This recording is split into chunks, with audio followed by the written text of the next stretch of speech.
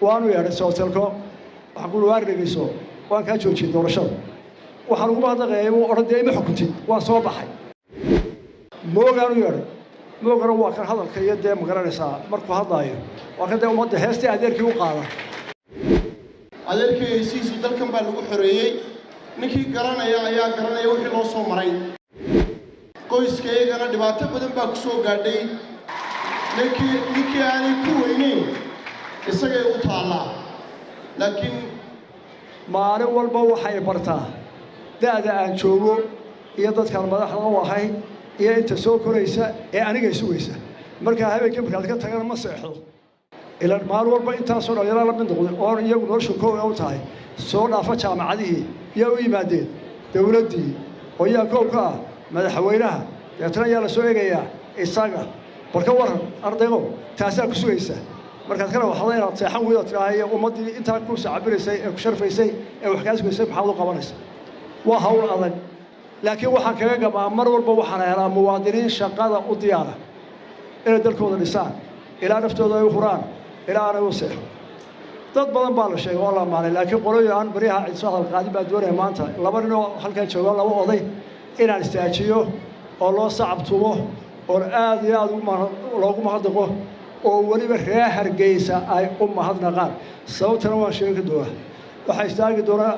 mayor mooge iyo mayor sootelku waa istaagaysaa waa loo sacabinaya labada ayar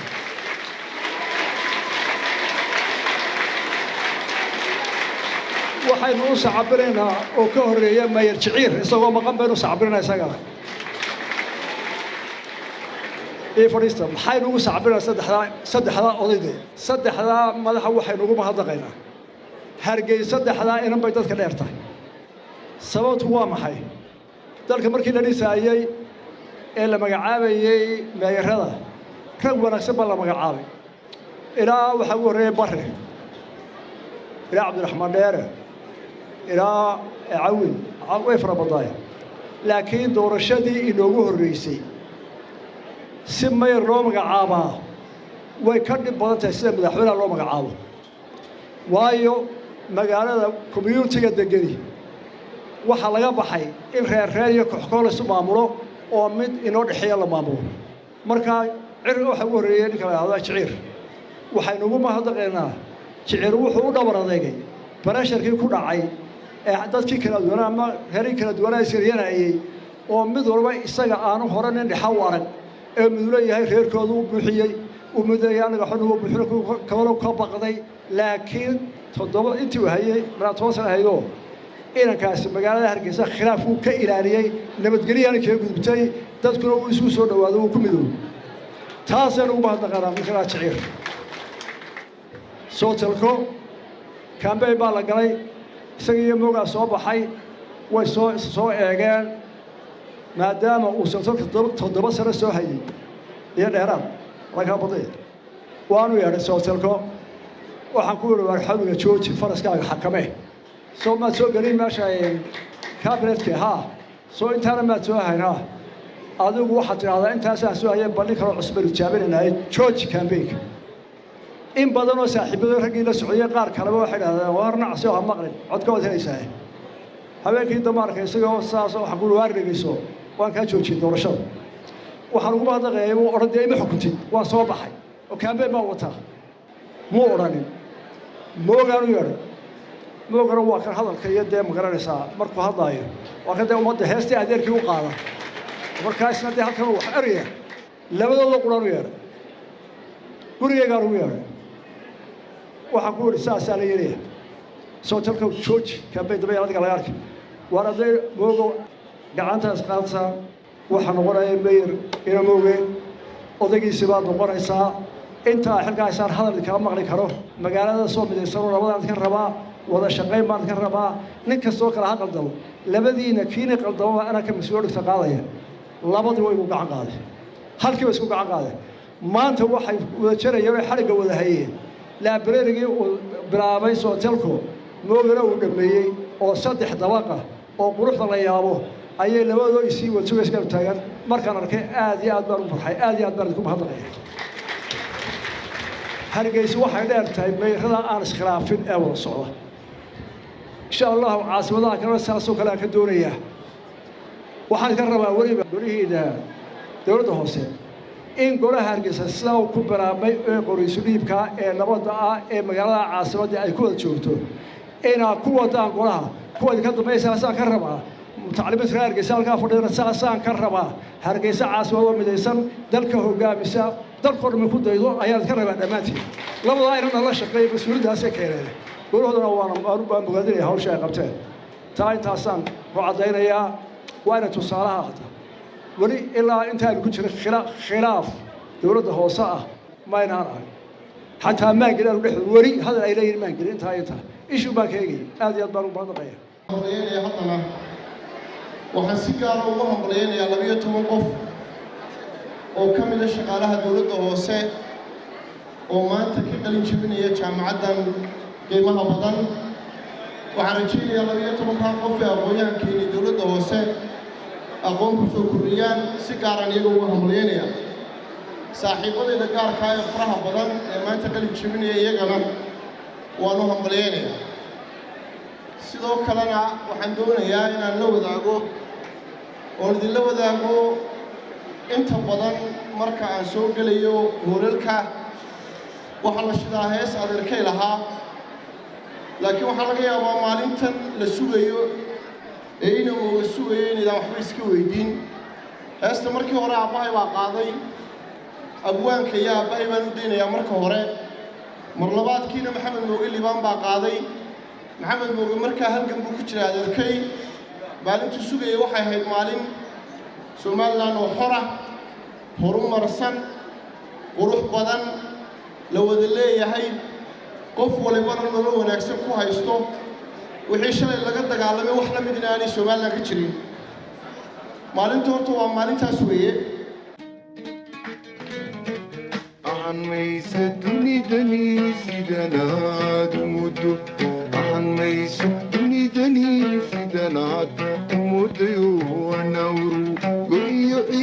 ku idlaysa waxa imaanayati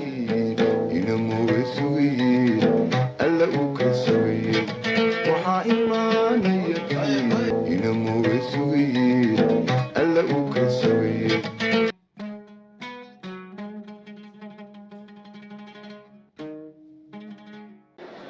moogana maalintooday sugayaan oo maalintu waa janno ilaahayna jannada waa nageynayaa ilaahay idinkii intaa waxa raaca adeerkay heysiisu dalkan baa lagu xoreeyey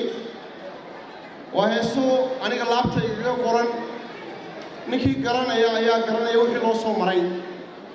qoyskaygana dhibaato badan baa ku soo gaadhay heesihii lagu abaabulayay ummaddan awowgay xadhig badan buu ku mutaystay gurigayga dhibaato badan baa ku soo gaadhay anigoo yaroo ardayna mararka qaarkood dhibaatadaa bay soo gaadhi jirtay heesuu macnahaasay leeyihin oo qiimahaasay leeyihiin anigana agteeda waa ku weyihiin aad bay noogu weyihiin ninkii aanay ku weynayn isagay u taallaa laakiin saa maxamed mooge waxay mudan yihiin in lagu qoro bayjis dahab ah oo dabeetana la soo madxafyada ay ummaddani leedahay intaa marka laga yimaado walaalayaal waxaan doonayaa in laba su'aalood oo keliya inaan weydiiyo labadaas su'aaloodna waxaa idinla wadaagaya ardayda jaamacadda Hargeysa oo maalin dhaweyd fursad aanan u helin inaan kelmad ku idhaahdo sababta garan maayo aan u awoodi waayey inaan kelmaddaa ku idhaahdo ee ciddii ka dambaysay inaanan kelmad halkaa ka odhan laakiin ardayda waxaan u sheegayaa ma waxaad qalin jabinaysaa adiga oo hami sida oo higsi sida oo doonaya dalka Soomaaliland inaad horumariso dhisto dadkiisa walaalayso qof kasta oo reer Soomaaliland kula midana aad aqbasho si Soomaaliland ay u noqoto Soomaaliland quruxda badan ee aynu wada leenahay ee aynu doonayno inaynu maalin aragno inagoo qof inaga mid aanu cabanay mise waxaad doonaysaa inaad qalin jabiso adiga oo sida qabyaalad adiga oo sida nacayb adiga oo sida naxli adiga oo Soomaaliland dadka ka sheeganaya labadaas su'aalood haddaad hore tahay somalilaanta aad doonaysaad ku riyoonaysa waad helaysaa haddaad qofka dambe tahayna waxaad ka mid tahay kuwa somaliland duminaya labadaas su'aalood baan ardayda jecelay inay isweydiisaan waxaana jeclaan lahaa toore inaad noqotaan maxamuud axmed cali oo hadalkeeda ku gabagabaynayo oo aabbihi aqoonta jamhuuriyadda somaliland ahaa walaalayaal waxaan idiin sheegayaa markuu wax bartay waxbarashada uu bartay umuu baran reerku ka dhashay reer burcoo keliyaatan inuu waxbaran buu doonayn burcuu ka soo dhaqaaqo barbaruu tago hargeysuu tago booramuu tago uu dhimutay wuxuu taa u marayay waxa weeye aqoontaa hagaysay oo reer somaliland iyo soomaali oo dhan ayuu doonaya aqoonta inuu ku xoreeyo laakiin haddii uu ahaa aqoonyahan xaafid u qalin jabiyey burco iyo ardaagu ka dhashay muu soo dhaafeen adigu maanta ma waxaad qalin jabinaysaa adigoo doonaya inaad somaliland beddesho oo soomaali meelay degtaba beddesho oo afrika beddesho adduunka beddeshaad qalin jabinaysaa halkaa waa halkaa mise waxaad qalin jabinaysaa adigoo xaafadaada yar u qalin jabinaya tuuladaada yar u qalin jabinaya dabeetana aqoontii iyo aqoon-yahanimadii baad ceebaynaysaa waxaan kula jeclaan lahaa inaad maxamuud axmed cali oo kale noqoto aqoontana aad geyso meel kastoo looga baahan yahay ummadda ku walaalayso dalkana ku dhisto laakiin haddaad maanta qalin jabisay adigu oo buko oo xanuunsanayo oo gabyaaladaystaan oo ku hamiyaya markaad shaqada heshana inaad dalka xaddo oo duubto oo daaradhisato aqoontaasi waxba tari mayso walaalayaal dalkan yar innagaa wada leh waynu ku khasbannahay inaan isku aqballo ninkii taa diidaa waa yeelkadii somaliland waa la isku aqbalayaa waana ku khasbannahay haddaba aqoon-yahanow ma somalilantaa wanaagsan baad dhisaysaa mise waxaad ka mid tahay kuwa dib u socodkaa ee aqoonta aanay waxba u tarin ee baabi'inaya ee qabyaalada ku baabi'inaya musuqa ku baabi'inaya wasalaamu calaykum waraxmatullaahi wabarakaatu